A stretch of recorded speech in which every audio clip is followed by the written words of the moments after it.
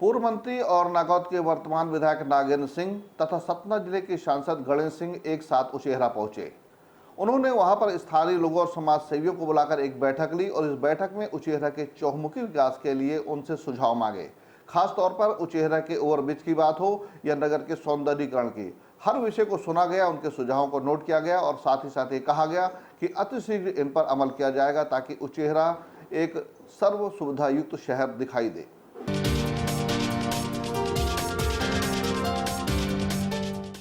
नागौद विधानसभा के तहसील उचेहरा में नगर की मूलभूत समस्याओं के निराकरण एवं नगर को सर्व सुविधा युक्त बनाने एक बैठक आयोजित की गई। इसमें आमजनों द्वारा कई तरह के सुझाव आए।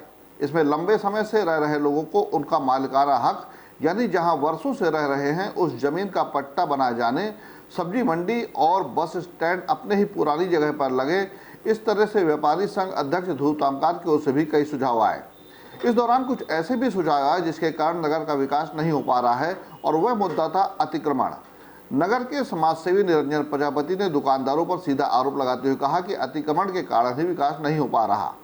नगर विकास के लिए कई घंटे तक चले मंथन के उपरांत जो भी सुझाव आया उसके अनुसार ही कार्य योजना बनाने की बात विधायक नागेंद्र सिंह ने कही। उनका कहना था कि विकास के लिए पर्याप्त राशि है, बस स्थान चिन्हित करने की आवश्यकता है। विकास के नाम पर किसी को बेघर नहीं किया जाएगा। वर्तमान समय में जो भी शासकीय जमीन रिक्त पड़ी है वहीं पर निर्माण किया जाएगा, लेकिन इसका ये मतलब नहीं निकालना चाहिए कि अतिक्रमण को खुली छूट दे दी जाएगी।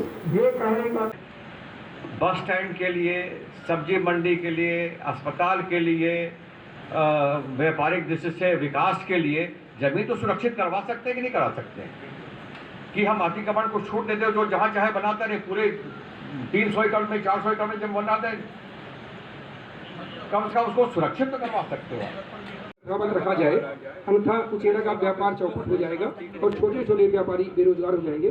और बात की चीज़ बाद में कह लीजिए जी। हाँ, वो वही कह सकते हैं, अभी तो निर्माण की चर्चा करेंगे और जीएसटी उसकी बहुत ऊँची चीज हो जाएगी और तक निकल जाएंगे।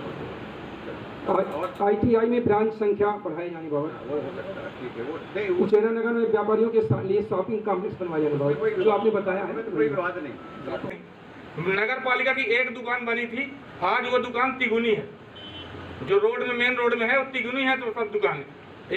एक दुकान बना के नगर पालिका ने दी। अब हम पूरा अतिक्रमण भी करेंगे, हमको बस स्टैंड भी वहीं चाहिए और बस भी वहीं से आए और नया चाहिए भी नहीं। अब उतने में हमको डेवलपमेंट भी करना है। और जब अब सरकार नहीं रह गई तो अब वो साथ आकर के कहते हैं कि ये गलत हो रहा है, अब इनको पट्टा दिया जाना चाहिए। ये दोहरा जो चरित्र है जिन लोगों का, उनके बारे में भी उचेहरा के लोगों को समझना चाहिए। हालांकि बात सही है कि आने वाले समय में नया बस स्टैंड बनना चाहिए, लेकिन अभी अगर उसका ही चौड़ीकरण हो जाए, जैसा पुराना थाना था, कोतवाली थी, वो जगह लेकर के और भी कुछ एक आध जो वहाँ पर भवन बने हैं उनका डिसमेंटल करके और उसको विस्तारित करके वो किया जा सकता है।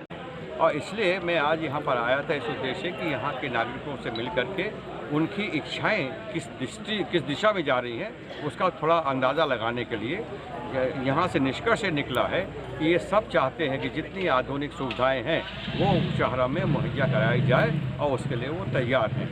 सिर्फ स्थानों का चयन करना बाकी रह गया है। लेकिन अभी राजस्व रिकॉर्ड में देखा जाए तो ज़मीनें तो बहुत है राजस्व रिकॉर्ड के साथ, लेकिन अगर भौतिक सत्यापन किया जाए तो वहाँ भी जो अतिक्रमण है उस ऐसे में कैसे विकास होगा। देखिए, अतिक्रमण के बावजूद भी फिलहाल ज़मीन है उचेहरा में।